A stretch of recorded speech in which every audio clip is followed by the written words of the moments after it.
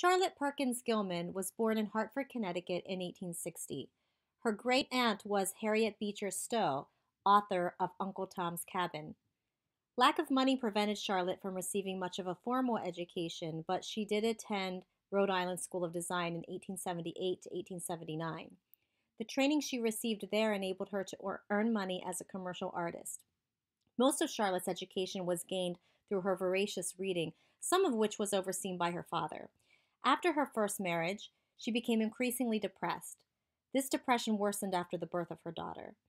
Her experiences with rest cure is addressed in her semi-autobiographical book, The Yellow Wallpaper. Gelman wrote the novel while she was on bed rest for depression. It's about a woman who is put on rest cure and expected to not read or write, but to stay in a room in the attic or the top floor of her house. Gelman describes the rest cure as something that nearly did her in. Quote, live as domestic a life as possible. Have your child with you all the time. Lie down an hour after each meal. Have but 2 hours intellectual life a day, and never touch a pen, brush, or pencil again. Gelman writes about how her husband and doctor treated her like a child. She stared at this yellow wallpaper while she was lying in bed, and she starts seeing a woman in it. By the end of the novel, she goes mad and peels away the paper, releasing the woman from it, and she starts crawling around in the paper. She becomes the woman she's seeing, trapped in the wallpaper. In what ways is Gelman similar to Marx? She offers an analysis of women's household labor. She sees the economic and political conditions as the material basis for gender inequality. Her analysis is also similar to Marx's alienation. She stated, quote, the labor of women in the house certainly enables men to produce more than they otherwise could, and in this way, women are economic factors in society, but so are horses. What does she mean by this? Women's work in the home supports the work men do. They cook for them, wash and iron their clothes, take care of their dry cleaning, they counsel them, they clean for them. This makes them economic factors in society. They're economic factors, but they're not economically independent. They produce wealth for society, but they do not see that wealth. She draws on Marx again. She states, quote, the salient fact in this discussion is that whatever the economic value of the domestic industry of women is, they do not get it. The women who do the most work get the least money, and the women who have the most money do the least work. Their labor is neither given or taken as a factor in economic exchange. They are not economically independent from men. Their wealth depends on the wealth of their husbands. So there are women who are the haves, and those that are the have-nots, proletarian women and bourgeois women. Women's labor is also not their own. They don't produce for themselves. The woman receives both her social status and her economic viability, not through her own labor, but through that of her husband. Thus, she states, quote, from the day laborer to the millionaire, the wife's worn dress or flashing jewels, her low roof or her lordly one, her weary feet or her rich equipage, these speak of the economic ability of the husband. The comfort, the luxury, the necessities of life itself which the woman receives are obtained by the husband and given her by him. And when the woman, left alone with no man to support her, tries to meet her own economic necessities, the difficulties which confront her prove conclusively what the general economic status of the woman is. So while Gelman is writing about this in the late 1800s, we can still think about how this relates to women today. Gelman also challenged the dominant biological arguments that women are inherently different from men in a way that makes them less suitable for certain activities. Biological arguments supported the claim that a woman's place is in the home because of her childbearing responsibilities, but Gelman argues that women's work is actually mostly house service, cooking, cleaning, mending, etc., not child service, bearing children, breastfeeding, etc. Thus, Gelman contends that the traditional division of labor is not biologically driven. It is instead driven by socialization. From the earliest age, young girls were encouraged, if not forced, to act, think, look, and talk differently from boys, though their interests and capabilities at that age might be identical. This is why Gilman sees the cherished breadwinner, homemaker model of families as problematic. On page 272 to 273, she also makes interesting distinctions about self preservation and race preservation, and by that she means preservation of the human race. Note her discussion of the wild cow versus the milk cow on page 274. She discusses the exploited labor of the milk cow, which she would state is, quote, oversexed. And by this she means there's an overemphasis on the cow's sex production. She states on page 274, quote, we for economic uses have artificially developed the cow's capacity for producing milk. She has become a walking milk machine, bred and tended to that express end, her value measured in quarts. The secretion of milk is a maternal function, a sex function. The cow is oversexed. Turn her loose in natural conditions, and if she survived the change, she would revert in a very few generations to the plain cow, with her energies used in the general activities of her race or her species, and not all running to milk. She compares this to human women, that women have the ability and desire to be productive members of society, to contribute to the human race, but their work is often reduced to the reproductive and sexual functions. The emphasis on the sex condition is harmful to both girls and boys. And this happens at a very early age. On page 278, she states, quote, boys are encouraged from the beginning to show the feelings supposed to be proper to their sex. When our infant son bangs about, roars, and smashes things, we say proudly that he is a regular boy. When our infant daughter coquettes with visitors or wails in maternal agony because her brother has broken her doll, we say proudly that she is a perfect little mother already. What business has a little girl with the instincts of maternity? No more than the little boy should have with the instincts of paternity. The most normal girl is the tomboy, whose numbers increase among us in these wiser days, a healthy young creature who is human through and through, not feminine till it is time to be. The most normal boy has calmness and gentleness as well as vigor and courage. He is a human creature as well as a male creature, and not aggressively masculine till it is time to be. Childhood is not the period for these marked manifestations of the sex. That we exhibit them, that we admire and encourage them, shows our oversexed condition. She also argues that we often point to the animal kingdom in biology to justify inequality between men and women, but those arguments do not hold up when subjected to scrutiny. So she states on page 275, quote, a hand is an organ of prehension, a foot an organ of locomotion. They are not necessarily secondary sexual characteristics. The comparative smallness and feebleness of women is a sex distinction. We have carried it to such an excess that women are commonly known as, quote, the weaker sex. There is no such glaring difference between male and female in other advanced species. Among the higher carnivora, the hunter dreads the attack of the female more than the male.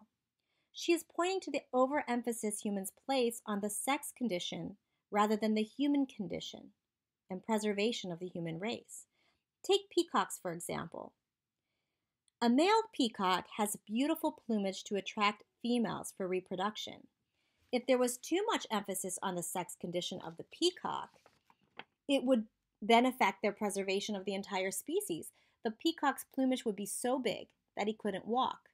Their decoration would interfere with their ability to move.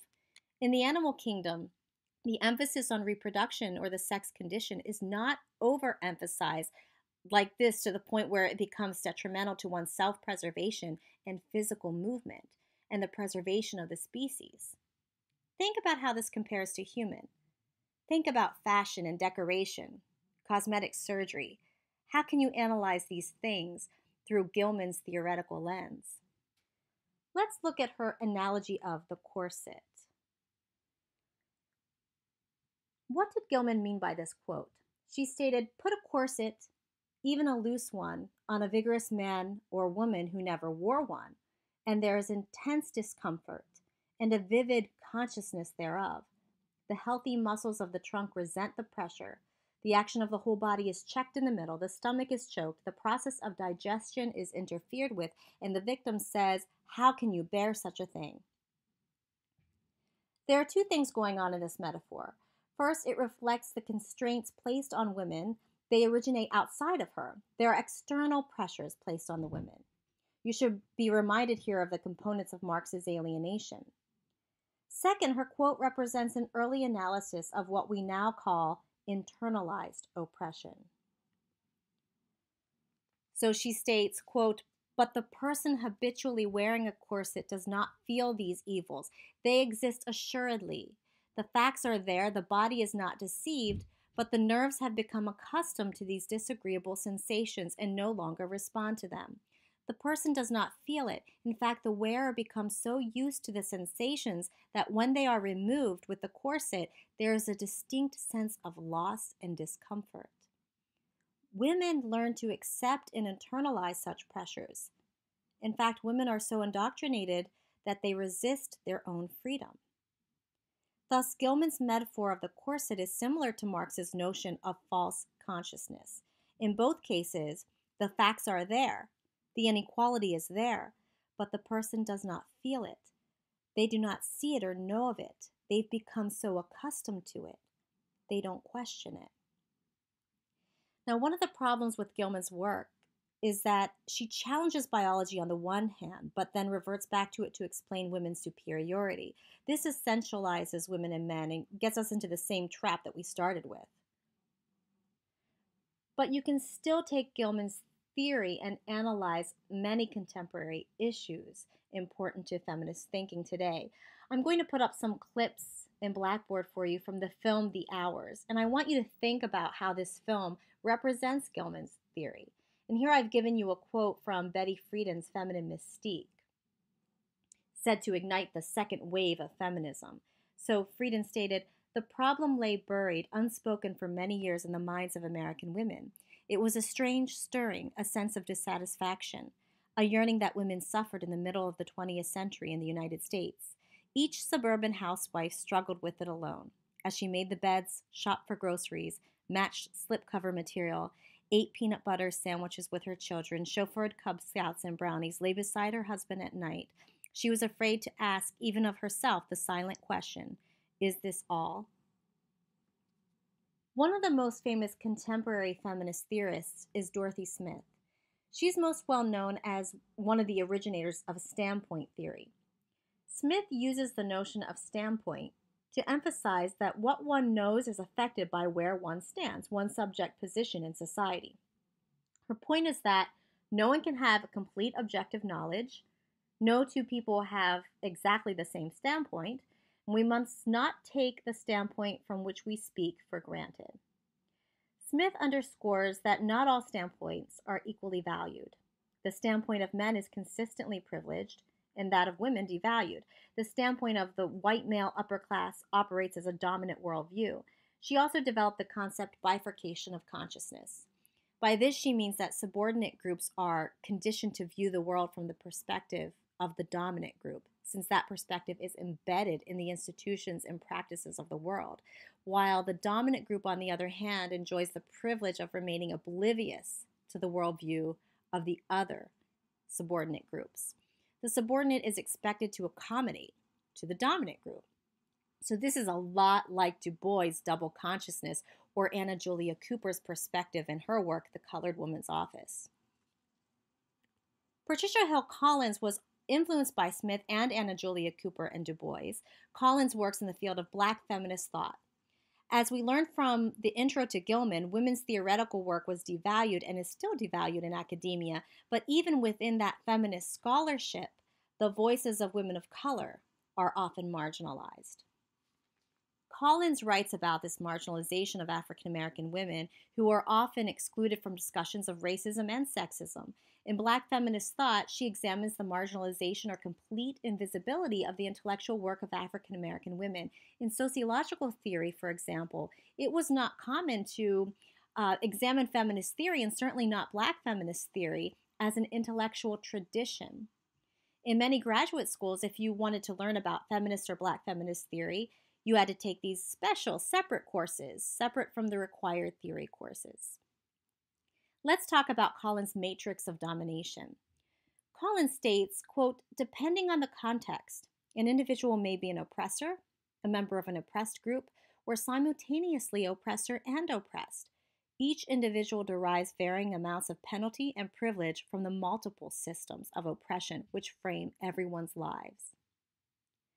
She uses the example of African American women. She cannot decide to be Black today and a woman tomorrow. If she faces discrimination, she may not be sure if it's because she's a woman or because she's Black. You cannot separate out your status identities, just as it is very difficult to separate out any identity. Here you are a student, but that doesn't mean that you're not also a sister or a brother, a friend, a daughter or son, and those statuses affect your life as a student. With the idea of the matrix, you can also have privileged statuses at the same time that you have subordinate ones. So a middle-class person of color has class privilege, but not racial privilege. A working-class white gay man has gender and racial privilege, but not class or heterosexual privilege. We experience our identities and domination and oppression within this matrix. Two other important points from Collins. Where there are sites of domination, there are also potential sites of resistance. What makes critical theory critical is its commitment to justice for one's own group and for that of other groups. Back to Anna Julia Cooper, who wrote The Colored Woman's Office in 1892. She clearly influenced Smith and Collins. Cooper is said to be the female W.E.B. Du Bois. She wrote that the Black woman is overlooked because she does not fit neatly into a category. We have seen this in the women's movement and the civil rights movement. This was an issue for suffrage. The question of who's going to get the vote first, it was often framed as either it's going to be African American men or it's going to be white women. African American women were not included in that mainstream debate. They had to organize separately because they were marginalized in both movements. So here you get the sense of what is meant by, quote, all the women are white, all the Blacks are men, but some of us are brave. Akasha Gloria Hall, Patricia Bell Scott, and Barbara Smith. These continue to be issues for contemporary feminist theory and organizing. Gilman and Cooper were some of the first to develop this field.